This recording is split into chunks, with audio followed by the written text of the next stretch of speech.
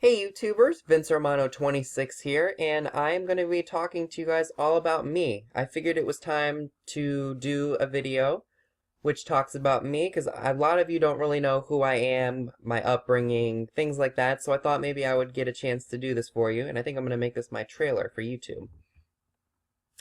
So you guys are going to learn all about me, my ups, my downs, my loves, my school life, everything like that. I am a Marylander. Love Coca-Cola, love Marilyn Monroe, and I love secondhand things. And this is me. So my early life upbringing and heritage. I was born on April 30th, 1995 here in Maryland. My mom was 23 when she gave birth to me, and my dad was 28. A little fun fact, my mom's family is very, very young when they have their kids. My grandmother was 17 years old with my aunt. Anyway, my maternal grandmother was 48 years old at the time of my birth, and she actually became a grandmother at age 39 with my cousin, when my cousin Katie was born. And her youngest sister, my great aunt Lisa, was 31 years old at the time of my birth. And my grandmother is the oldest of 12 children. The birth years range from 1947 to 1963, so my grandmother was 16 years old when her youngest sister was born. I have one younger brother, Jimmy, who was born in 1999, and you could technically say I have a sister if you want to count the dog in, and she was born in 2010. The area of Maryland that I live in, I've lived in my whole life. I haven't moved in or out of this area in 21 years. I have been an avid flea marketer, thrifter, and antiquer since I was in diapers. My parents used to love going to antique shops, and they still do. They would always drag me around in the stroller, and we would always look in the showcases and things like that. My heritage, I'm of Italian, Scottish, Irish, English, German, and French descent. I'm sure there's probably much more, but I just don't know about it. I was taught to shop secondhand from the very beginning because it saves money, and you don't want to waste a bunch of money going to a big box retailer and getting whatever you need. And I'm not going to go through all of my discipline things. If you want to read that, you can go ahead. My paternal grandmother and my dad didn't have the best relationship. She was very, very impatient her whole life, and I think that was part of a learned behavior from my great-grandmother. My dad didn't like it because he had to grow up with it, and he didn't want my brother and I to have to go through it, but unfortunately we did because she was our legal guardian. And at times she could be very, very nasty, but part of that was because she had arthritis really, really bad, and she was constantly in pain. And you guys know when you're in pain, you can get pretty moody. So, looking at it now, when I'm not going through it anymore, I kind of think of it as it was hurtful, but, I mean, it made me who I am today. Like, every life experience that you go through, it teaches you something when you're no longer going through it, I find. So my school life, I'm not going to really go through all of this, but yes, I was bullied. If you want to read my facts real quick, go ahead. I was bullied from 1st to 7th grade. Some other fun facts about my school life. From middle school all the way to graduation of high school, I only got detention one time, and that was in the 6th grade for not completing an assignment, which was really, really stupid because I was doing something for Scouts at the time. I did struggle in high school, like most teens, to find my identity because I didn't tell anybody that I picked and I sold it on eBay, or I flea marketed or thrifted a lot, because it just wasn't something people talked about. So my strengths and achievements. I'm not going to go through all these because these are just things that I thought would be good to list in here. But some of the things that I think I'm good at in terms, I'm very easy to get along with. I'm not hard to please or anything like that. I am very reliable. I'm very family oriented. I don't have any family members in my area, so when I see them, it's like I take advantage of as much time as I have to spend with them. In ways, I am kind of hitting a bit of a rebellious streak because I'm doing certain things that don't sound like my character. And I am very eclectic and materialistic. That's just part of how I was raised. Some of my achievements, I made Eagle Scout my senior year in high school, which was 2013. Where I live in Maryland, if you go to school in my area, you have to get 75 community service hours in order to graduate. I had the 75 by the time I was in 7th grade because of all the Eagle Scout projects and all the community service projects that Scouting offered for me at the time. So by the time I graduated, I got 531 hours. I was a counselor in training for a local community center, and they said I was one of the best that they've had. And most of those hours that helped me get up to 530 hours came from that youth center. And I worked there from my sophomore year, and I worked there my senior year. My junior year was too busy, so I couldn't do it. I did make honor roll in school several times. I didn't make it every single quarter, but I did make it. And I did graduate on time in 2013 with everyone. And now I have a job while going to college, and I'm pursuing a criminal justice degree. When you make Eagle Scout, you get a bunch of really, really cool things like certificates and things like that. And one of the things that all Eagle Scouts get is a flag that it was flown over the Capitol building. And I have mine proudly displayed in a flag shadow box that I thrifted for $2.99. And if you guys don't believe that I graduated high school, there is my high school diploma. And here is another piece of the Eagle Scout memorabilia. It's another shadow box, and you can put your pin in the little rectangular piece right here. And then you can put your certificate in there. And I was afraid to put it up and take it out of the packaging because I don't have any room in my room, obviously, because I have all my vintage stuff out.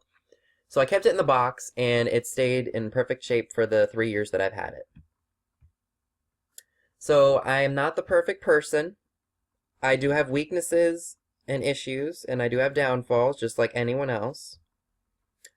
Some of my weaknesses include sweets, junk food, soda. I'm a former Facebook addict, and thank God, because I don't like it anymore. And secondhand places, and I am a confessed YouTube addict. I love my stuff. I do. Love it. So some of my downfalls and issues, I am not a morning person. If you have ever heard the phrase, the early bird catches the worm, well, this bird likes to sleep in, the worms can wait. I do love being up late, which can alter my sleeping schedule. I don't eat very healthy right now, currently, but eventually I'm going to get there. I'm just enjoying my metabolism being fast and being able to eat whatever I want without it doing anything to me. I do have hard times standing up for myself, like when I have to deal with a really rude customer and I don't want to say anything to put myself in jeopardy, but I learned that you have to stand up for yourself and not let people take you down. I've always had problems with judging something before I try it, and part of it is fear and or anxiety that I'm not going to like it, but I have to learn not to be that way, especially when it comes to newer experiences that I'm going to have to go through in life. I am a complete hypochondriac. So don't Google your symptoms, please, if you feel anything weird going on in you. Because let me tell you, being somebody who does not get sick very often, part of that is from a very serious infection that I got 16 years ago. I had meningitis, and they pumped, I can't even begin to tell you how many fluid ounces of medicine into my body. So it helped my immune system. So my immune system is very strong. I do tend to get sick a little bit here or there, but it's not too bad. And I'm not going to read all of these, but one of the other things that I do want to mention, I am a procrastinator, and I have been doing that for years. I've been trying my hardest to avoid it, but it's pretty difficult, and I need to break it now. One other thing, I do tend to get very irritable if I don't have something in my system, and I'm not talking about if I'm around other people, I'm talking about like if I'm at home. I can be very, very irritable about it. Oop. Sorry, phone notification. Pet peeves, which are my issues continued. I think I have a brain disorder called, I think it's called misophonia. I cannot, and I mean repeat, cannot stand when people chew gum loudly. It drives me frickin' crazy. I don't like loud chewers or chewing with your mouth open. And like who I am, I like to add humor into my issues because it just makes it better. Crunch, chew, slurp, smack. Misophonia. Eat quietly or die. That's how I feel. Like, I can feel my blood boiling when this happens. Like, I'm not kidding. It drives me up a wall. And the worst part is when I have to sit through it like I'm in class. Ugh. if there's anything on this face of this planet that makes me irritated as can be, like, you know how people are sensitive about anything nowadays? I'm not sensitive to a lot of things because my parents raised me to not be that way. But the one thing that drives me up a wall is when people ask me if I'm gay. And for those of you who are curious, the answer is a big N-O. No, I am not. I may not be the most masculine guy out there, and my voice may not be all that deep, but who cares? We're all different. And I like to be very upbeat, and I try to be happier than I used to be in my adolescence, because I was not a very optimistic person in those days. So now that I'm an adult and I'm out of adolescence, and I choose to be more positive with my life than what it is now. And I'm kind of running out of time, so I'm going to go quick for this. So my inspiration for collecting vintage items came from my grandparents, because they were antique dealers. They shared a passion for the items that they had growing up, and they met in high school and married in April of '58, my grandmother being 19 years of age and my grandfather being 22.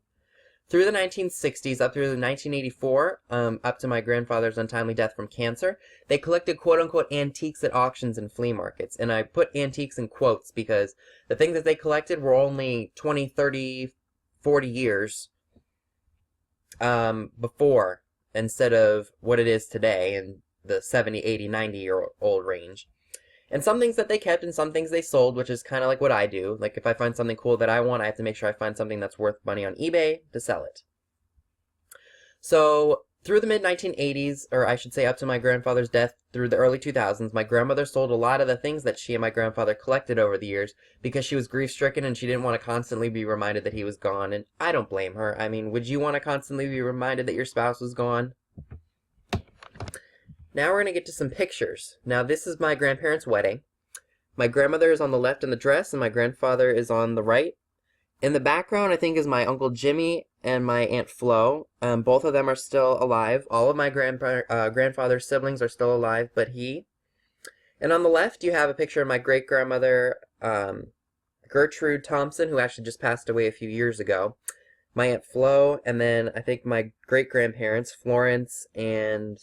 I don't remember what my great-grandfather's name was, sorry. Very, very attractive couple, I think my grandparents were. My grandmother was a very pretty woman. Definitely this represents the 50s, you know, very formal, very... You just couldn't go out looking like a rat. So here, again, inspiration for collecting vintage items. So I apologize if these pictures are really, really bad. I tried to scan them in, but my scanner's not working. So this is what the landing of the house looked like. I think this is what it looked like in the early 70s, and then later on they put a table and stuff in there. There's the kitchen. That Hoosier is still in the same exact place that it's been for years to this day.